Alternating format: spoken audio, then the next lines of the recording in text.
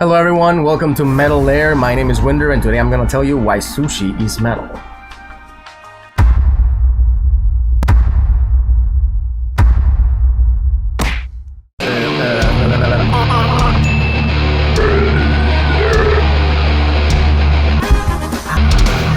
That's metal. Imagine you're a fish just swimming around the Pacific Ocean and then boom, caught with a metal hook through the face and then brought all the way up to suffocate outside the ocean environment where you always were comfortable, and then you're cut into pieces after you die and then served raw for a human to devour. You're eating the raw flesh of another living being. That's pretty gruesome, and it sounds like it came from a Cannibal Corpse cover. So you guessed it. That is metal as fuck. Sushi finds its origins in a southeastern dish known as narezushi, which consisted of the raw fish salted, stored in fermented rice to preserve the fish and keep it edible. And I did a okay, fuck it. Anyway, so you're telling me that back in the day, in summer day Japan, at room temperature, somebody was going like this with a fan, sweating their ass off and say, "Hey, you remember that fish we caught in April?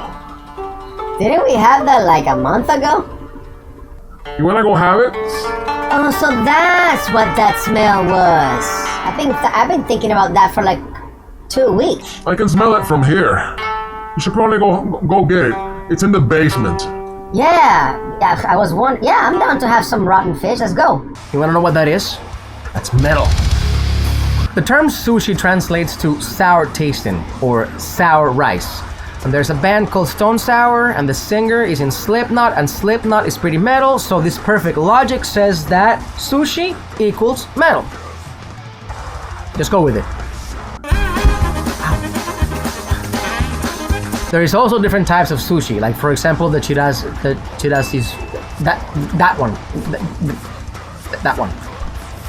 I can pronounce this correctly, let's go. There's also different types of sushi, like the chirasi sushi, chirasi. And this type of sushi serves the rice in a box and tops it with a variety of vegetables and garnishes and raw fish.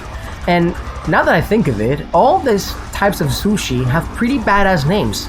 Oshi sushi, nigiri sushi, maki sushi, inari sushi. They all sound like names a badass ninja would have. I mean, try it. Have you ever met a badass ninja called Flan? Didn't think so. Have you ever met a valiant warrior called Carbonara? No, you haven't. Well, let me introduce you to Oshi Sushi, the shinobi assassin, the shadow of the darkness death. Admit it. That is pretty metal. Sushi is kind of a free-form art in the sense that every chef can create its own interpretation of it, and that's why we have so many different kinds of sushi rolls, and they all have different names. Shoutouts to the spider roll and the dynamite roll for having pretty metal names. And what the fuck is a rainbow roll made of?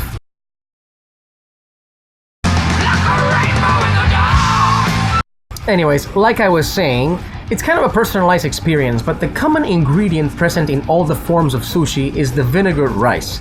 Everything else is apparently free game. The fillings, the toppings, the condiments, the preparation. Everything varies widely depending on the recipe, who's making it, and how much you're paying for it. Now, you may not think that this is really metal right now, but think about this. If you want, you can grab fruity pebbles, anyway, fruity pebbles, ground the coffee, and I don't know, nails. And tuna, you can grab something like the blood of your enemies and put it inside vinegar rice, and that could be your own type of sushi. And you want to know what that is? Metal. At this point in my exhaustive internet research that I've done, I found out that the Food and Drug Administration requires the raw fish served in the United States must be frozen prior to serving in order to kill microscopic parasites that can infect you with diseases like anacassiasis, which is a disease too disgusting to talk about in this video. But I have to say it's a pretty awesome name for a death metal band or a song.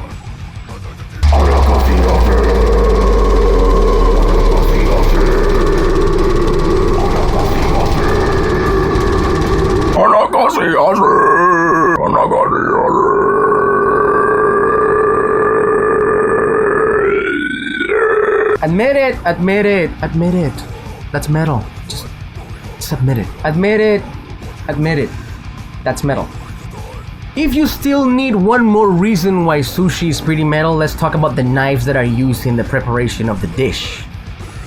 The techniques of handcrafting these impressive looking blades date back to the 14th century, with many of the techniques going back as far as 1,000 years ago, such as the oniaki, which literally means true fired, which is the name of the Japanese traditional method for forging a blade.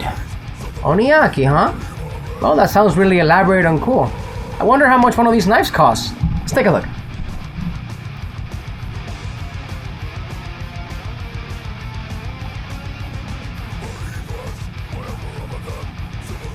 I have no idea if you're gonna be able to get anything worth the fuck from this video. I have no idea if anything of value can be obtained from this video or if you learned anything.